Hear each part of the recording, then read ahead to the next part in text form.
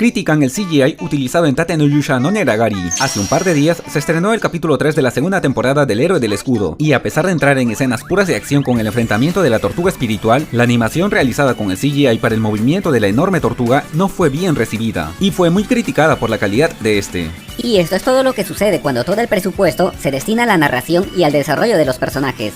Parece que Tate no Yusha no Neragari queda fuera de los mejores isekai de la historia. Después de todo, ahora solo se trata de Naofumi consiguiendo waifus. Parece el jefe final de un videojuego de bajo presupuesto. Y esto explotó cuando un usuario en Twitter compartió dos fotogramas con la imagen directa de la tortuga, por lo que los comentarios negativos no pararon de llegar.